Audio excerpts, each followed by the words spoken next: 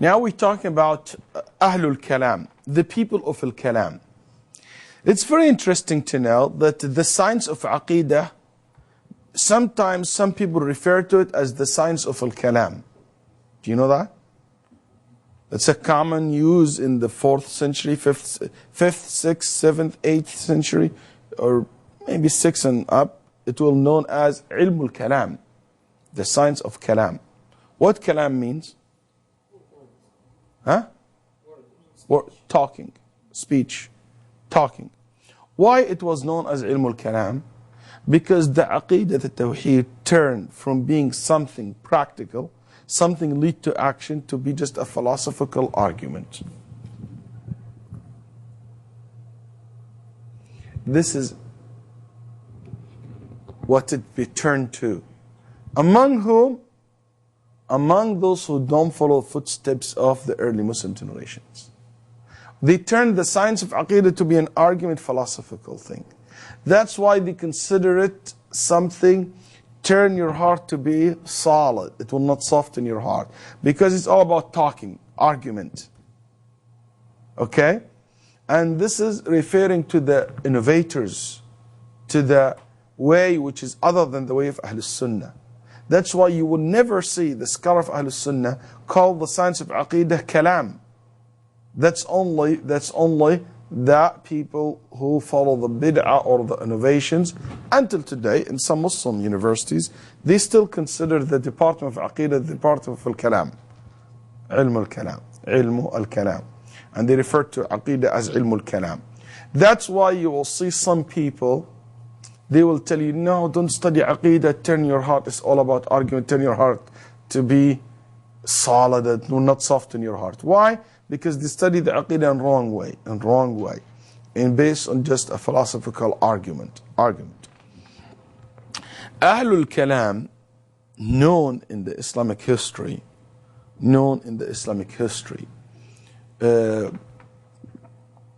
also been said, Ahlul Kalam, there is another reason for calling Ilm al-Aqeedah as the science of Kalam, besides it's all about talking, argument. They said because the issue that they debated over it the most was one of Allah's attributes, which is Al-Kalam. Allah's talking, Allah's talks, or speech. That's why they call this the science of Al-Kalam, because most of the debate, or it took so much time in the Islamic history, or took so much time in the Islamic creed, this issue of Allah's Kalam, Allah's speech or talking. طيب, Ahlul Kalam, that's why Ahlul Sunnah, they call them Ahlul Kalam, the people of argument, the people of Kalam, because their Aqeedah or their belief or what they care about or what you read in their books is all Kalam, all blah blah blah, all argument or philosophical argument. There is no point from it. But they will not refer to the Ahlul Sunnah as Ahlul Kalam. طيب. The first and the most known group among Ahlul Kalam are Al-Jahmiyyah, and they are the most extreme. Al-Jahmiyyah believes or belong to a man, his name Al-Jahm ibn Safwan. What his name? Al-Jahm ibn Safwan.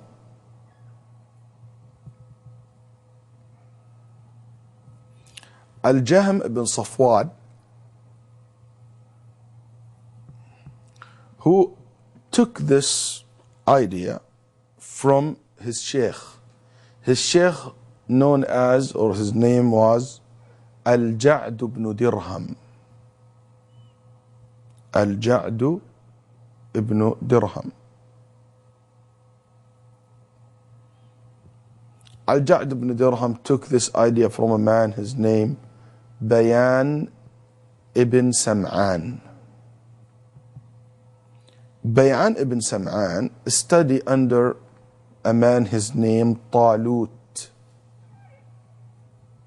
Talut is the nephew of Labid ibn al-A'sam, the Jews who made or performed magic on the Prophet ﷺ.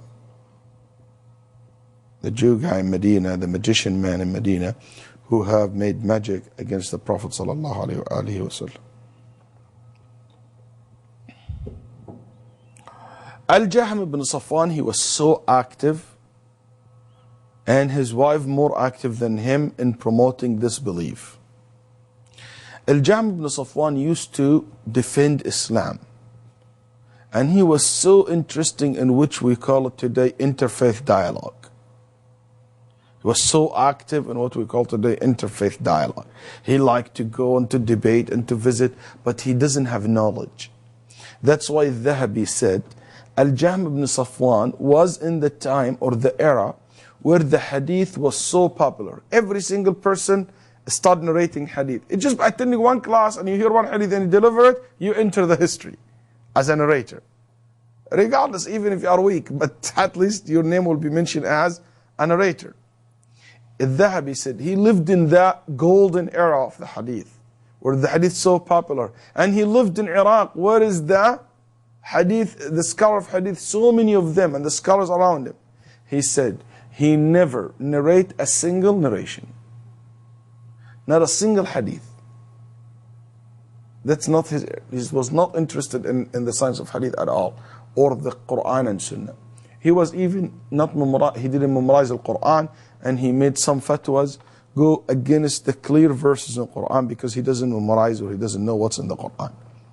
But he was smart, person excited, he used his logic to argue with that time. Iraq, you think will debate the most with who? Christians? No.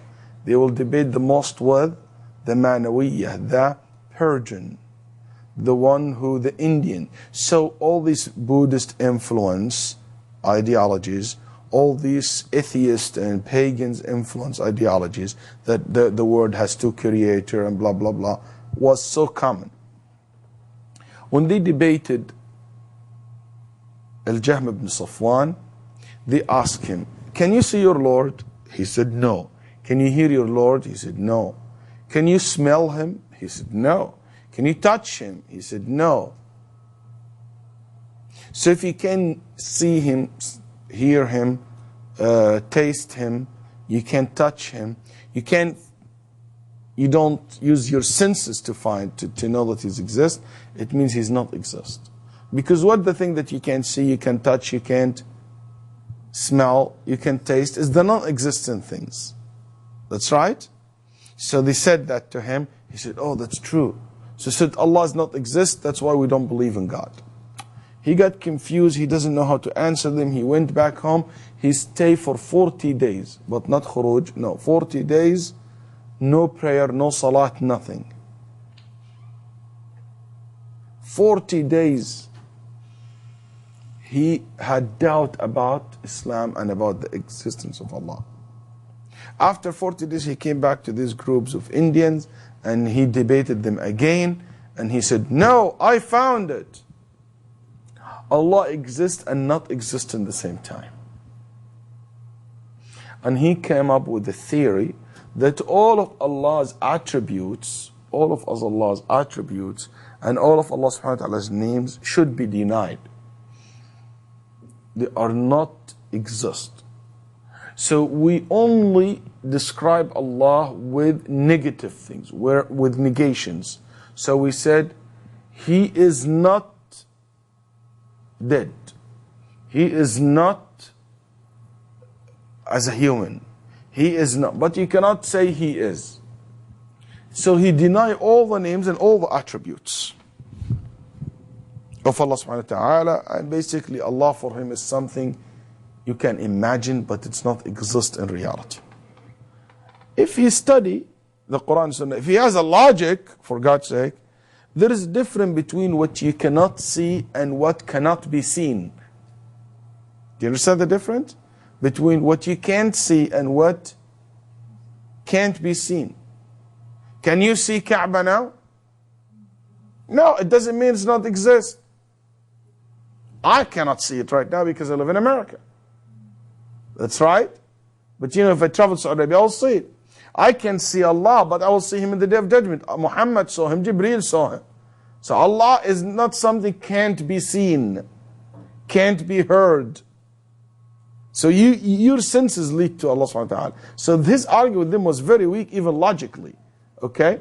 But he is, because he's ignorant, he is not based on taqwa and knowledge, he got lost and he started this idea that Allah is not above his throne, Allah doesn't talk, and these ideas actually already he took it and studied it from his Sheikh al-Ja'd ibn Dirham, the first man in history who said it clearly in public. Allah didn't talk to Musa because he doesn't talk. Allah did not, he's not above the word and not above his throne. The first man in history of Islam. That's why Al-Awza'i said, we used to live in a time, us and our teachers from the Tabi'een, the second generation of Islam, all of us mutawafirun, all of us agree and well known that Allah above his creation separated from them. Until Al-Jahm ibn Safwan came and told us no. Allah is not above the creation. He's not outside the creation, he's not inside the creation. Al-Jahm spread this idea. He was executed by Muslim ibn Ahwaz, as his Sheikh al-Ja'd ibn Dirham was also killed and executed by al-Ja'd ibn Dirham. By al-Ja'd ibn Dirham executed and killed by Khalid ibn Abdullah al-Qasri, the one who Ibn al-Qayyim referred to in his Nuniyya when he said, شكر الضحية صاحب كل سنة لله درك من أخي قرباني. He killed al-Ja'd ibn Dirham in the day of Eid al-Adha. In the day of Eid al-Adha. In this first day of Eid al-Adha, they killed the guy. And he said, this is my udhiyah, this is my qurban, and instead of killing a sheep, I'm killing this man. That's what that leader said, and he killed al-Ja'd ibn Dirham. Anyway, then after that, it's a historical incident anyway. We're just telling you what the history have recorded. There is another group, this extreme Jahmiyyah, when they came up, another group of Muslims start debating them, refuting them. But they did not refute them based on Sunnah. They refuted them based on their own logical way, own innovation, which became Al-Mu'tazilah, founded by a group of people known as, or the most famous people among the Mu'tazilah are Amr ibn Ubaid and Wasil ibn Ata. Who said Amr ibn Ubaid and Wasil ibn Ata? And you will study more about them, inshallah, it's the history of sects. But this group, Al-Mu'tazilah, they also said Allah has no attributes, but He has names which it doesn't mean anything. They said He has names, like Ar-Rahman, Ar-Rahim, Al-Malik, Al-Quddus. But Al-Malik, it doesn't mean that He has a kingdom. He owns. Ar-Rahman, it doesn't mean that He is merciful. His name is the merciful, but He doesn't have a mercy. So basically they approve or they accept the name without the meaning that these names entails. Okay? As for the attributes, they totally denied it. Especially the physical one. Hand, talking, seeing, Allah subhanahu wa ta'ala hears. They deny that. And they couldn't accept that at all. So that's why some scholars will call them Jahmiyyah, because still they adopt the same methodology of Al-Jahm ibn Safwan in negating Allah subhanahu wa ta'ala's attributes. Al-Mu'tazilah's ideology in related to Allah's names and attributes, this group vanished by history. This group, which reached the peak in the time of Imam Ahmad and after the time of Imam Ahmad, when they were able to convince the Caliph Al-Ma'mun to adopt their ideas. Al-Mu'tazilah, two groups, Al-Basra and Al-Kufa. The Kufi is the one who took over and became so famous, and those people mix with Shi'as. They convinced Al-Ma'mun to adopt their ideas and to convince Al-Ma'mun to become Shi'i, turned to be a Shi'i. And he even gave the Khilafah to one of the Imams of Ahlul Bayt instead of his relatives, which caused a problem in the family in that time because it's a monarchy. system.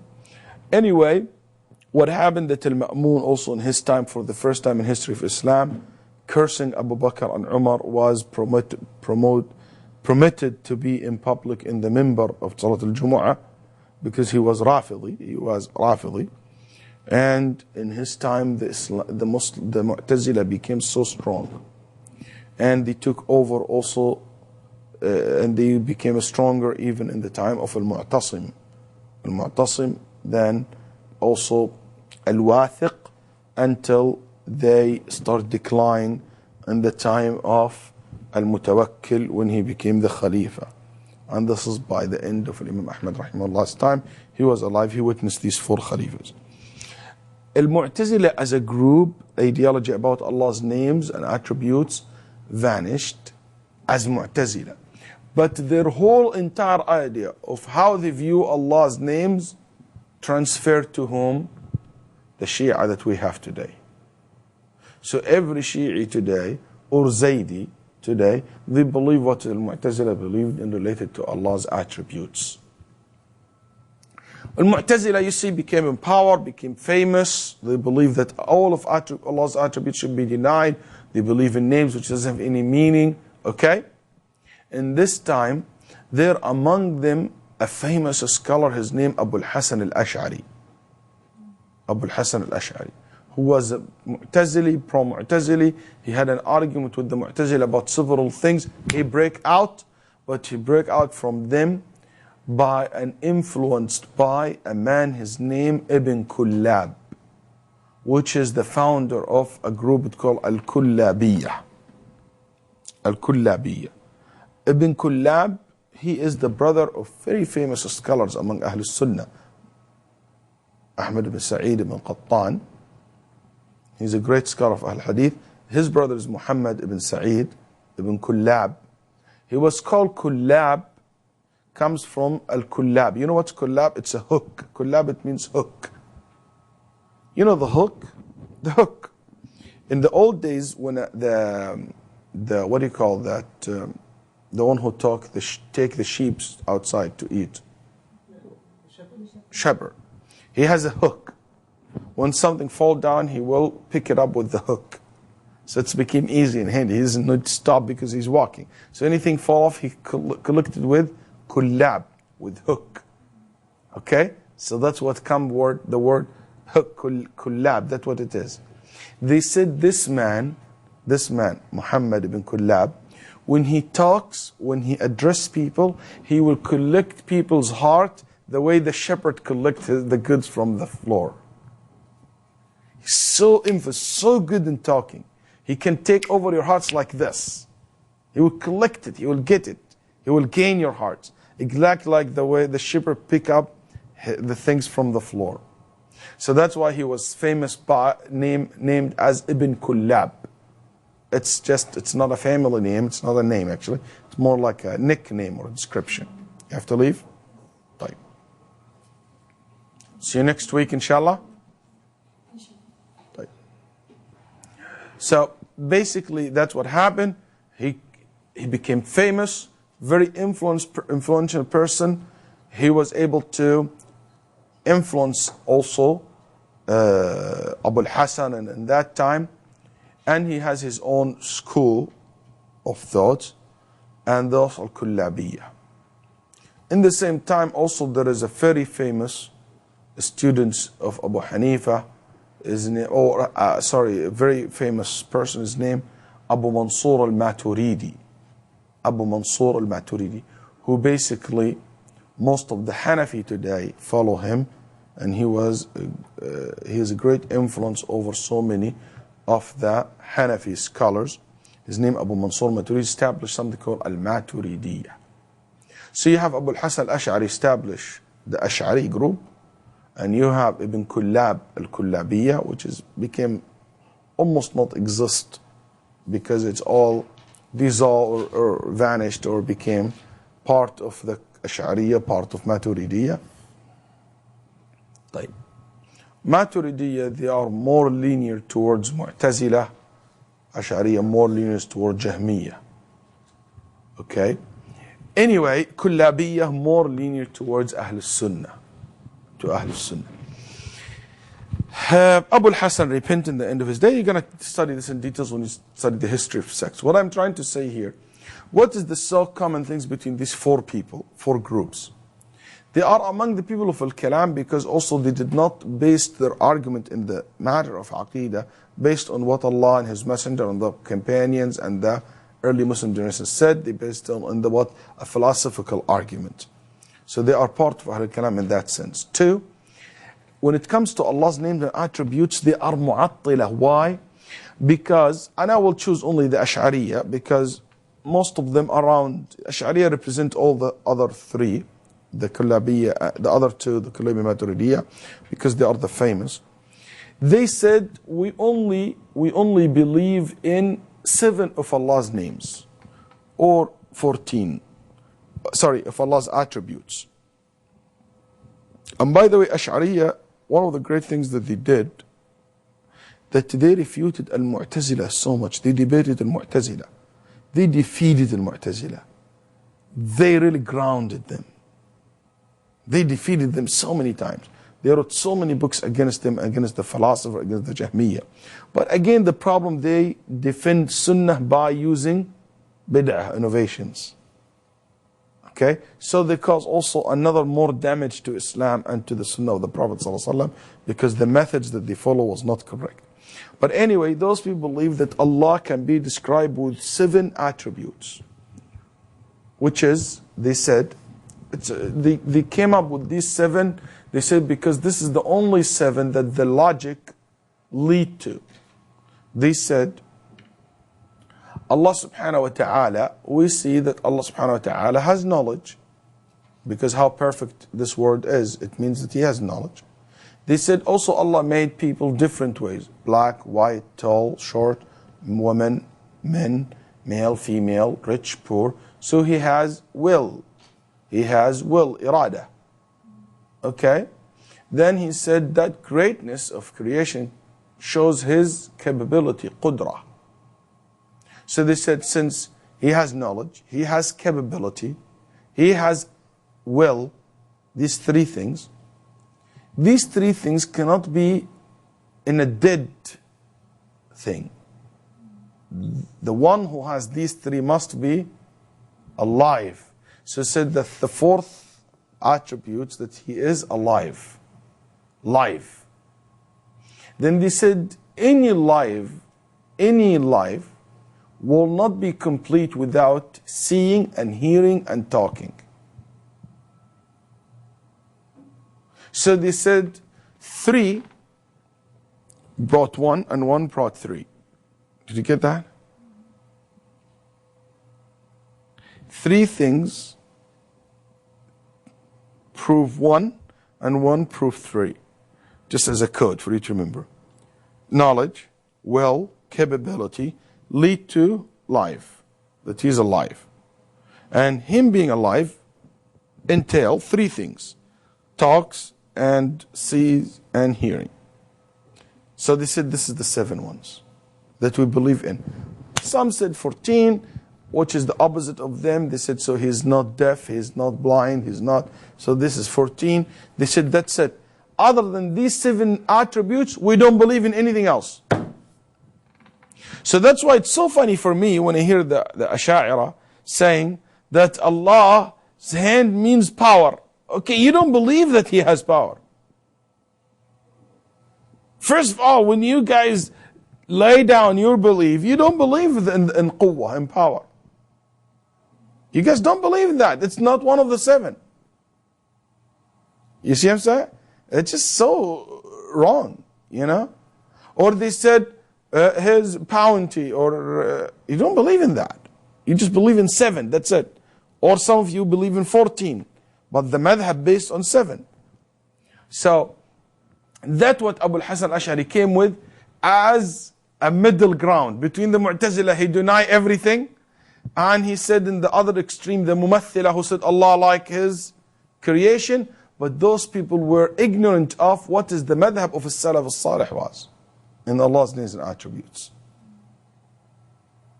They were not used because all the knowledge that they learned in their youth was taken from where? from the Mu'tazila and the Jahmiyyah's argument, the philosophical argument. That's why Abu Hamid al-Ghazali, before he died, was so happy that he was exposed to what? Sahih al-Bukhari. He died while he's reading Sahih al-Bukhari. That's why if you read the books that he wrote during his youth time, Abu Hamid al-Ghazali, Ibn Taymiyyah said, you will definitely know that this man never ever read Sahih al-Bukhari in his life, or Muslim. He is not aware of the main books of As-Sunnah. And also Al-Juwayni, which is another great scholar among the Asha'ir. They don't know this, so they never studied the way of Ahl Sunnah, because their knowledge was taken from the Mu'tazila and others. Anyway, so those people who said that we believe in 7, but what about the rest? What they do? They make tahrif, ta'wil, ta'til for it, which is ta'til for the meaning, ta'til for the meaning. So this is the story behind the Mu'attilah. No, Ibn Sam'an, not the Jew who did the magic. Talut ibn Sam'an is the nephew of Labid ibn al-Asam. Labid ibn al-Asam is the Jew.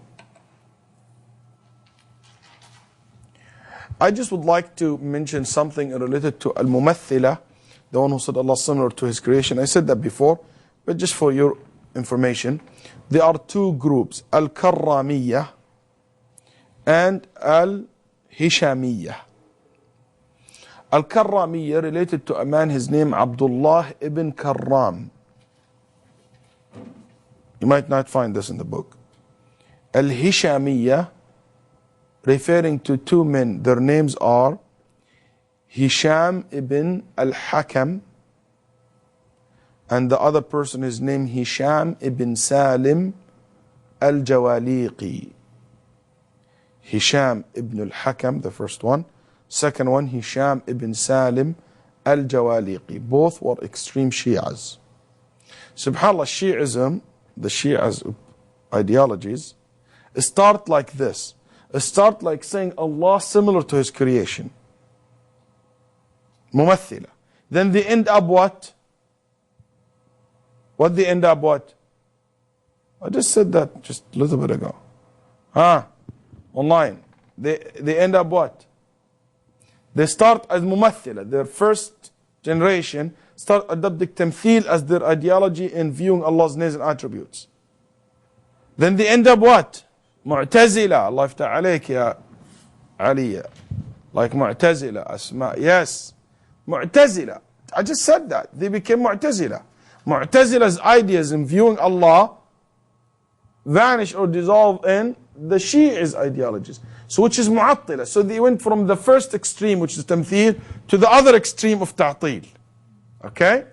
This Hishamiyya are extreme Shi'as. Al-Karramiyya also, they were group who said Allah looks like humans, He's a man, He's a male. And they said Allah comes riding red camels in Arafat and things like that. طيب. So we know now the Mu'attilah and the Mumathilah. The scholar said every Mu'attil is Mumathil and every Mumathil is Mu'attil. Every person who commit Tamthil and saying Allah similar to His creation, in reality he is Mu'attil. Don't we just learn that Ta'til and Tamthil are the two opposite extremes? So how come that they became the same? Anybody can benefit us? How come?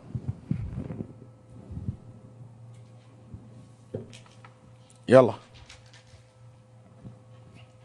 Su'al, what's the Mu'attil do?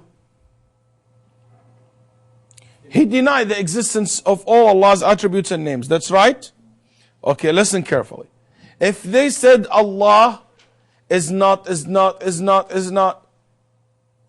okay? What Allah became in the end? Unexisting. So the Tamthil is that basically Allah will be similar to the non-existent things. That's how they are mumathila. The mu'attila who said, it's like when I say, the tree is not this, is not this, is not this. In the end, it's not a non-existing. So the mu'attila, when they said, Allah is not exist, is not alive, He doesn't see, He doesn't hear, He doesn't. So they make Allah similar to the non-existent things. Okay? That's one. Two, why the mu'attil denies Allah subhanahu wa ta'ala's names and attributes? Why he refused to believe that Allah sees or hears or has mercy or He has hand or has face? Why he refused that? Because he hates Islam? No, because what?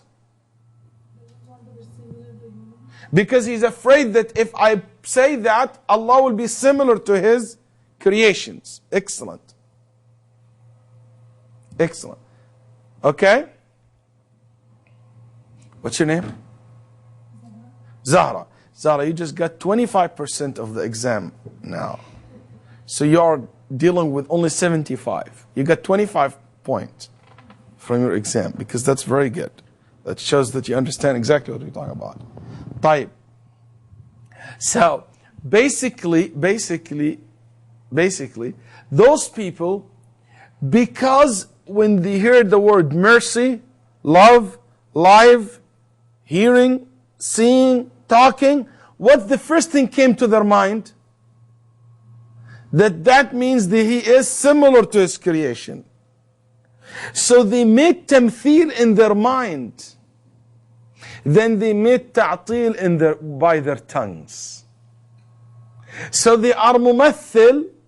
In reality, they did not deny Allah's names and attributes. They did not commit ta'til, unless in the beginning, in their mind, they committed tamthil. They thought that Allah's names are similar to, or attributes similar to His creation. That's why the result was the ta'til, that they deny Allah's names and attributes. Is this clear? You understand this? يعني مثل أولا ثم عطل ثانيا. مثل في عقله ثم عطل في لفظه. So the mu'attil will never deny Allah's. Let's just take an example. He said Allah has no mercy. Why? Because he thought mercy, it means that His mercy is similar to His creation. It's going to make Him similar to His creation. So basically, the first step is that in his mind, he committed what we call tamthil.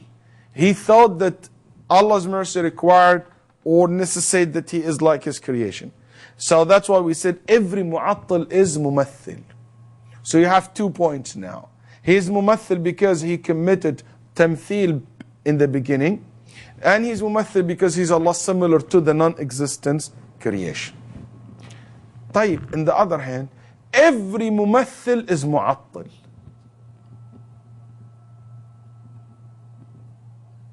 Why?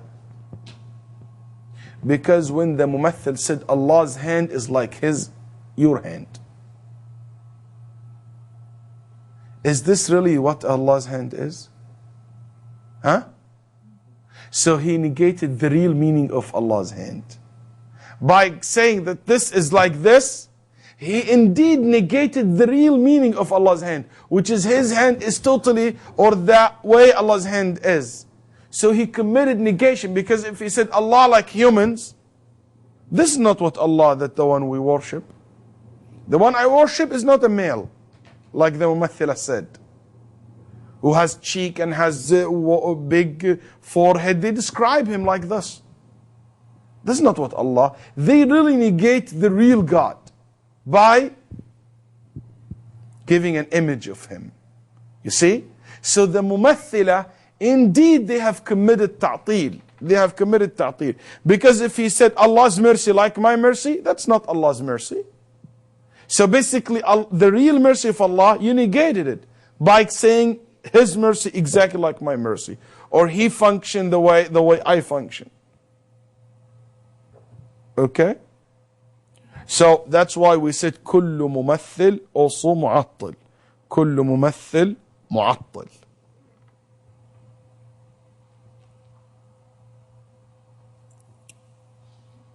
And also because they commit ta'til in Allah subhanahu wa ta'ala's verses.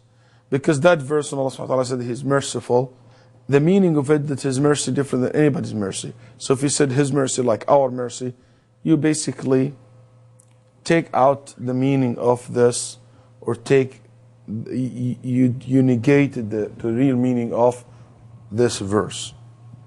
طيب, that's basically what is كل معطل ممثل is and كل ممثل معطل is.